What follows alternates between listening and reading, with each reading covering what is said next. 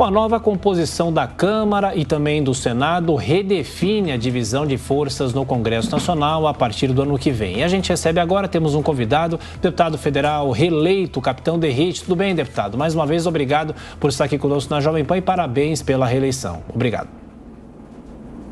Bom dia, Tiago. Bom dia a todos. É sempre um prazer poder falar com vocês. Muito obrigado e agradeço os quase 240 mil paulistas aí que me concederam a honra de estar mais uma vez os representando aqui no Congresso. Bom, deputado, nessa medição de forças a partir do ano que vem, a partir de fevereiro, né, quando a nova Câmara toma posse, o que vai ser decisivo? É claro que tudo vai depender da eleição nacional, mas de que forma é possível trabalhar independente de quem seja eleito?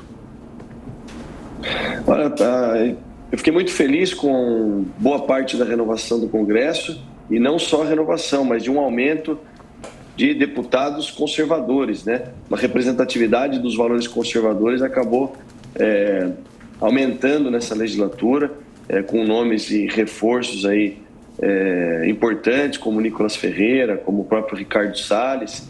Então, nós estamos muito otimistas, mas, assim, só vai ser concretizada a nossa vitória com a reeleição do presidente Bolsonaro, aí sim, tendo maioria na Câmara, tendo um presidente da Câmara que já está alinhado, né? Ao contrário do que aconteceu no início do governo do presidente Bolsonaro, que tinha lá o Rodrigo Maia, infelizmente, criando inúmeras barreiras para as pautas do governo. Então, eu creio que muita coisa boa vai acontecer e o Congresso vai avançar em pautas importantes, a exemplo da segurança pública, da qual eu sou um grande defensor. Roberto Mota, sua pergunta. Bom dia, deputado. Parabéns pela reeleição e parabéns pelo seu trabalho. O senhor tem se aprofundado muito no estudo da crise de segurança, de uma forma que eu confesso que nunca vi nenhum parlamentar estudar o assunto como o senhor estudou. E o senhor também já apresentou alguns projetos, você está fazendo um trabalho muito bom. O eleitor mandou para o Congresso uma grande bancada conservadora. Inclusive, a gente já ouviu a senadora Damares declarar que vai trabalhar pelo endurecimento da legislação penal. Deltan Dallagnol foi eleito deputado. O senhor acha que finalmente nós vamos... Eu tenho duas perguntas. Primeiro, o senhor acha que finalmente nós vamos virar o jogo no combate ao crime? E quais seriam as consequências na segurança pública de um retorno do PT ao poder? O retorno do PT seria desastroso em qualquer área, né? E não só na segurança pública, mas em qualquer área, saúde, educação, segurança, isso já ficou comprovado, na economia. Agora, para a segurança pública, eles defendem justamente aquilo que deu errado em todos os países. Eles vão contra todas as políticas que deram certo. Vou dar alguns exemplos. Eles são a favor da liberação de drogas, eles pregam a política do desencarceramento em massa, da descriminalização do uso e porte de entorpecente.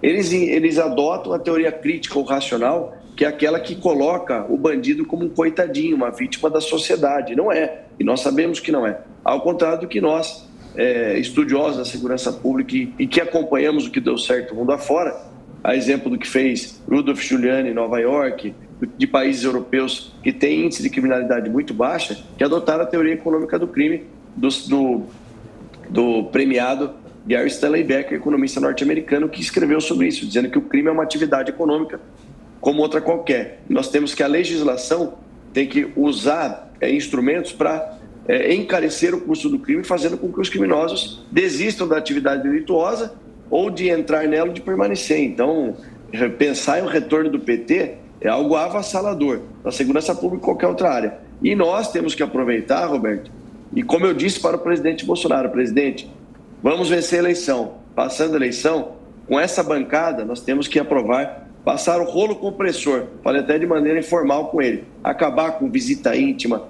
acabar com progressão de regime, auxílio reclusão, entre outros benefícios que só no Brasil os criminosos possuem. Ricardo Salles. Derrite, bom dia. Nós tivemos um resultado muito expressivo da visão da direita liberal conservadora, tanto na Câmara quanto no Senado, até governos estaduais, um avanço muito forte, mas não necessariamente proporcional à votação do presidente Bolsonaro nos estados do Brasil. Claro que no Nordeste um desempenho pior, mas no Sudeste, Centro-Oeste, etc. Como você imagina que nós podemos fazer esta paridade chegar ao voto do Executivo, tendo em vista que já foi logrado esta posição mais conservadora nos cargos de Legislativo e governos estaduais? Ricardo, o que eu acho, antes de mais nada, parabéns pela sua vitória, a gente já falou por telefone. Eu acho que é o seguinte, o que tem muito, infelizmente ainda no Brasil, tem muito voto, aquele voto que o prefeito lá no município pequeno, ele acaba indicando, olha, vote aqui, vote ali, e muitos prefeitos, especialmente no nosso estado, você sabe disso, que são ligados ao PSDB, acabaram não fazendo campanha para o presidente Bolsonaro. Então eu e outros deputados estamos nos mobilizando para fazer um grande evento em São Paulo, para juntar aí, quem sabe, mais de 100 prefeitos que não se posicionaram no primeiro turno, para fazer com que esse prefeito leve o seu recado lá para a sua base, às vezes uma cidade de 4, 5 mil habitantes, ou outras um pouco maiores, até cidades grandes que o prefeito tinha um vínculo com o PSDB e não podia se posicionar, que você sabe, senão sofreria pressão, dizendo que iam cancelar convênios e por aí vai. Agora, com o Rodrigo Garcia já se posicionando favorável, a ideia é juntar esses prefeitos que não se posicionaram e reverter esse jogo, trazendo muito mais votos para o presidente Bolsonaro. Acho que essa é uma estratégia que nós vamos adotar aí, que provavelmente vai ser otimista e traduzir em votos para o presidente Bolsonaro. Deputado, a pergunta de Diogo Schelp. Deputado, bom dia. Deputado, eu queria retomar a pergunta inicial do Thiago. O PL, se juntar aí com outros partidos do Centrão, por exemplo, no Senado e na Câmara, terão, com certeza, uma grande maioria, principalmente comparada com a bancada aliada ao PT. Na eventualidade de uma vitória de Lula à presidência, como o senhor imagina que deve ser a oposição do PL e desses partidos ao governo? Uma oposição que vai tentar impedir o novo governo de governar a qualquer custo, ou uma oposição responsável que vai escolher os temas importantes e recusar aqueles que considera serem contra o país? Olha, esperando, primeiro que eu não acredito na vitória do Lula, já falei, mas esperando o Lula presidente, não tem como a gente fazer nenhuma oposição responsável a um criminoso. Mais do que nunca, se essa tragédia acontecer do Lula vencer as eleições, uma coisa que eu não acredito, mais do que nunca a Câmara, o Senado, o Congresso tem que assumir o papel de liderança do país, de destaque, inclusive propondo medidas importantes e esperando pouco ou quase nada do Poder Executivo no sentido de algo próspero para o nosso país.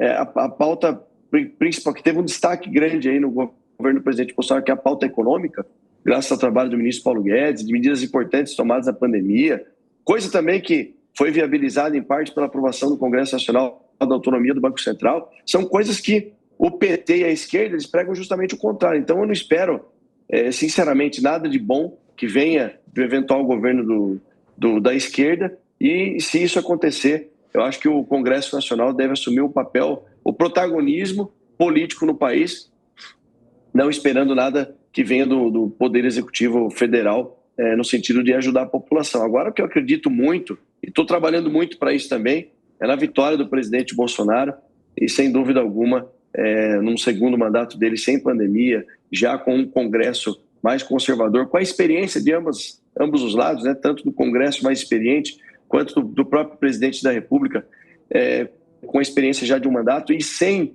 um presidente da Câmara que atrapalhou muito, que no primeiro mandato dele foi o Rodrigo Maia. Creio que o Brasil vai prosperar muito e nós vamos caminhar aí para que o Brasil seja uma grande potência. Deputado Capitão Derrite, mais uma vez, obrigado pela atenção, pela gentileza. Bom trabalho. Até a próxima.